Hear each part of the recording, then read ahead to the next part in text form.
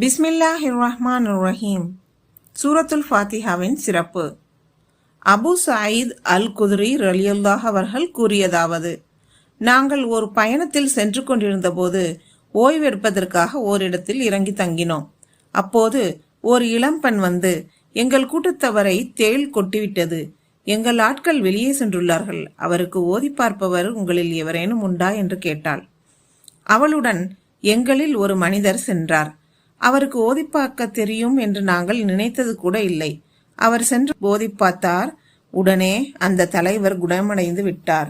ஆகவே எங்களுக்கு 30 ஆடுகள் அன்பளிப்பாக வழங்குமாறு அவர்களுடைய தலைவர் உத்தரவிட்டதுடன் எங்களுக்கு பாலும் கொடுத்தனுப்பினார்.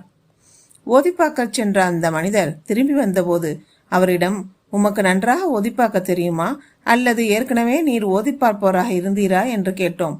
அவர், இல்லை, குரானின் அன்னை என்று அழைக்கப்படும் அல் ஃபாத்திஹா சூராவை கொண்டுதான் ஓதி பார்த்தேன் என்று சொன்னார்.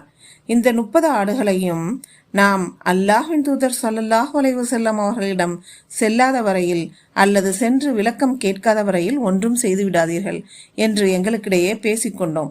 நாங்கள் மதீனா வந்து சேர்ந்தபோது இது குறித்து நபிகள் நாயகம் ஸல்லல்லாஹு அலைஹி வஸல்லம் அவர்களிடம் கூறினோம். இது அல் ஃபாத்திஹா அத்தியாயம் ஓதி பார்த்து நிவாரணம் பெறத்தக்கது என்று அவருக்கு எப்படி தெரியும்? அந்த ஆடுகளை பங்கிட்டு அதில் ஒரு பங்கை எனக்கும் தாருங்கள் என்று நபிகள் நாயகம் ஸல்லல்லாஹு அலைஹி வஸல்லம் அவர்கள் சொன்னார்கள். அஸ்ஸலாமு அலைக்கும் வரஹ்மத்துல்லாஹி வபரகாத்துஹு.